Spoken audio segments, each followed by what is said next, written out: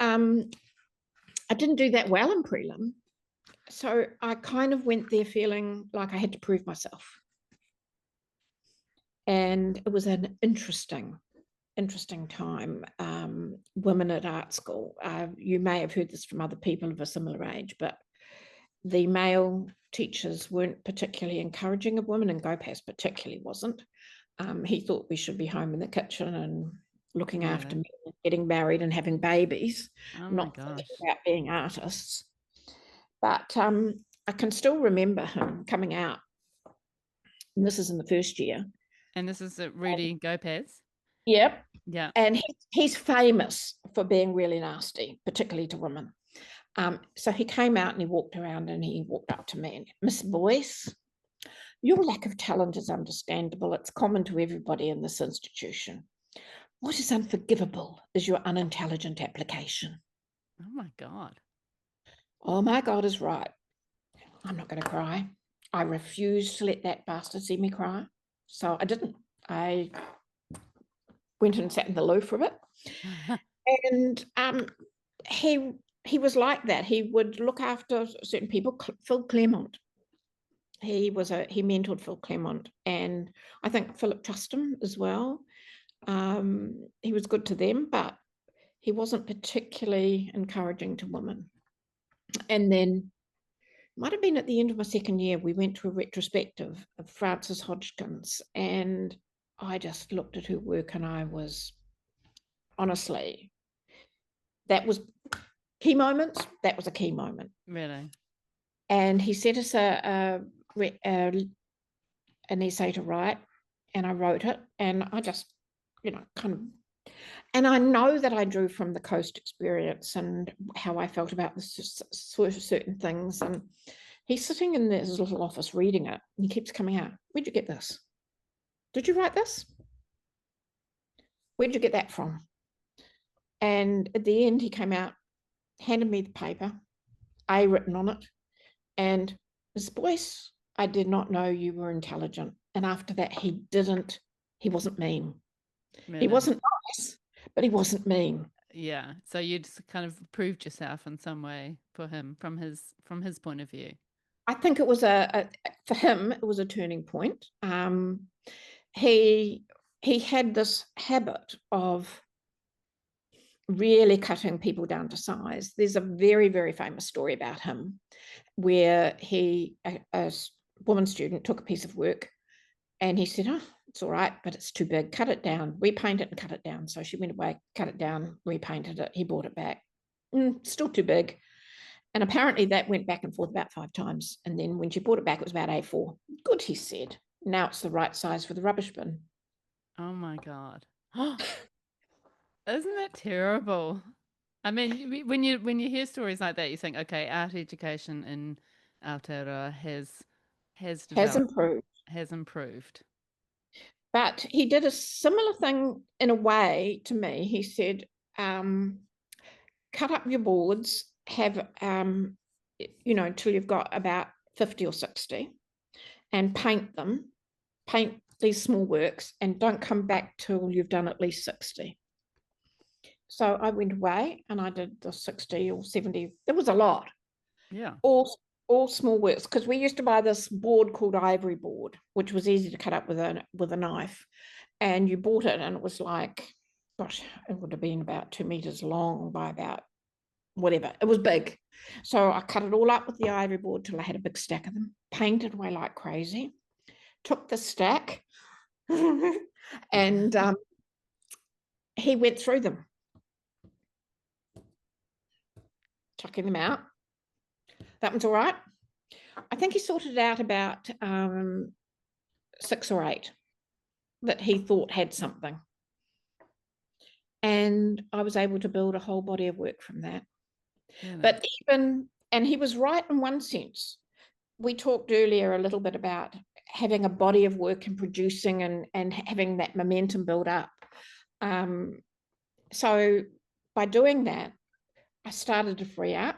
I stopped making those more habitual gestures and those sort of almost predetermined marks, and I started to work intuitively. So that 8 or so works it became the foundation for my year two, Mm. my Yeah, I second guess year. that is, even though it sounds a bit sort of brutal, I guess it is a good way of, like we're talking about with my practice at the moment, is it's kind of explorative and experimental. Absolutely. Even though Yeah. you may not have felt that at the time, it probably was actually a worthwhile exercise. Well, I think, that story that I told you about, the You're Not Going to Make Me Cry. I think that if you had that resilience and you could build that resilience, you would survive somebody like him. Yeah. And he turned around and was much more supportive. In fact, he was the only one of my tutors who came to visit me in hospital when I was electrocuted at the end of my third year. Yeah, and we were talking about the electrocution story earlier before recording, which is pretty incredible. Yeah, Yeah, and we could touch on that later, possibly. So your yeah. work when you were studying, it was all landscape based. It was earthy. I would use the word earthy. And I think what is quite interesting is that I can see parallels with what was happening in New Zealand art with my own practice, completely implicitly rather than explicitly. I'm not even sure, for example, whether I had seen much that Wollaston had done, but I was doing similar things. And of course, Gopaz's influence was expressionism. So if I had been going to school in Auckland, I probably would have been a completely different kind of painter. Mm, But his influence was big.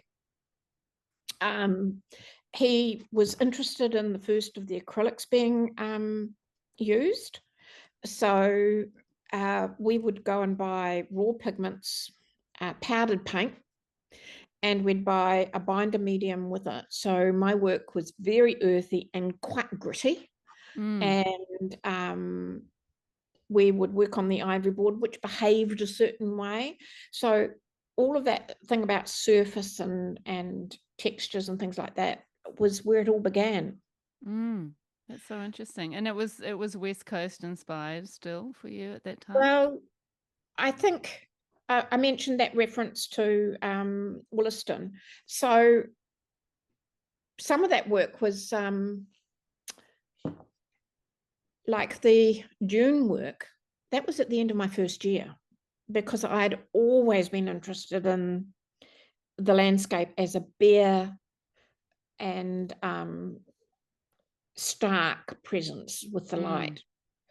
So the interesting thing about that, and I don't think that I put the section in, but um, Bill Sutton and Doris Lusk were looking at it at the end of my first year. And I didn't hear what they said, but it was only later that I realised that Bill Sutton was working on that whole series of Port Hills, Bare Bones, The Sky. And I wouldn't say that I was influenced by him, but or that I was copying him, but I'd arrived at that position at a similar time, and there was a mm. similarity in the same way that those earthenworks, the very textural ones, were very much like Wollaston's. Yeah. And if I go back and look at the work that they were producing at the time, I was producing work or making work that had some similar references, Mm, just to a quarry where the land had been cut away and exposed, and we were doing drawings there. This is at Canterbury Art School. And I think that was an influence where I started looking at what was above the ground as well as what was beneath. And the tracks ideas came out of my memory of the coast and how we made tracks everywhere. The railway line was a track, the path to school was a track, the path through to the beach was a track. So we would make our own pathways that recorded where we'd come from or where we'd been all over the place. yeah. And that also leads into, the work that you did later, which we can talk about with the streams and the you know, the bodies of water and the sort of Yeah, pathways of water as well. So it's obviously quite sort of ingrained in you, isn't it? That idea of wanderings and tracks yeah. and I yeah. have always loved braided rivers, the whole pattern.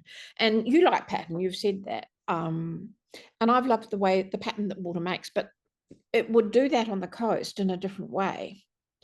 It was so temporary too, because Mm, one night there'd be sand and the next night yeah. thereafter there'd be only stones. Yeah. So It changes. that transitory nature of it was quite fascinating. Yeah. And the way that the water would carve through the sand. So that kind of had always fascinated me. Mm, And then when we went to Canterbury, it was a different kind of landscape, but the rivers were amazing. The braided rivers right through the mountains, and so I started doing those. so your final exhibition, the works there, it feels like they are referencing landscape, but they're really quite Oh open. yes. Yeah.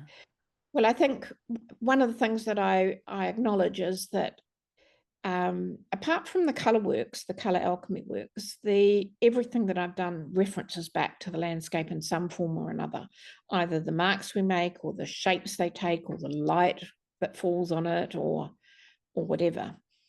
And there's a really close connection between the method of making at art school. I mentioned the ivory board and the way it took particular surface. So those ones, you will see some of them that have got that kind of almost earthen quality, but there'll also be some that are much more translucent. And that was when I started mixing the paint up and pouring it on. And the ivory board would capture it a little bit like a watercolor paper. Mm. And then I'd chase it around, tipping it and moving it around quite a bit. And later, when I did have a hairdryer, because they didn't have them then, that's why I got electrocuted, because I used the The heater. heater. But the thing is that we didn't have dryers, so we had to sort of wait for things to dry naturally, or I'd stopped using oils quite early on. And so acrylic is quite immediate in that sense. And if you're watering it down and moving it around and pouring it, and like I said, using a heater to dry it and a brush in one hand to move it around a bit, you're getting quite beautiful effects, very much like watercolor, Mm. which kind of led in a little bit later to me developing a body of practice in watercolor, which I didn't document a lot, but that was a period of time when I had to scale my practice down a little bit when I got into watercolor. So I'll come back to that. Yeah. But methods of mixing the paint, letting it run, exploring how it granulated, building layers over the top of it, all of that came from that third year practice. That's so interesting. The caliber of lecturers, and I guess that's Oh, gone we all the had way really good through. lecturers. Yeah. It's incredible, that you've got these artist role models who now are sort of legends in New Zealand art history. And Yes. the influence that they had on you is incredible, really, isn't it? I think so. And I think you can't underestimate that. I mean, North and South were very divided. Colin McCann drove a certain kind of work, and it was very formal, and that was the history of Ilam and Elam. Sorry, Elam Yeah. and Ilam was Gopaz and Expressionism. And you've Mm. got a whole body of artists who came out of art school at the same time as me. There's Philippa Blair, Phil Claremont, who was the same year as me, Chris Booth, who was who's lovely sculptor even Yeah. now. Oh gosh, I can't. There's a whole lot of others too. Yeah. Sally Burton, who's still a wonderful practicing artist in Nelson now. We all came out of that, and we all hold that inheritance of that education. Mm. Yeah. And that's the point. It's where you are in any particular place or time that shapes who you become. Yes. And for me, it's the being one of eight, having that 10 years on the coast, it was so formative, and also having a mother who was literary, being encouraged to be an artist, being encouraged to write. And I was, by the time I left art school, and I married at the end of that year, which brought me to Auckland, which started the new chapter. Yeah. And that is such an incredible base, isn't it? And you can Yes. see why you've achieved what you've achieved, because you've had such a fantastic kind of an influence in your early years, which not all artists get. And the fact that you went from high school straight to arts, from high school straight to art school, and then, had that practice established instead of waiting till you were 45 to explore it like some Yeah. people do, which is Yeah. I great. think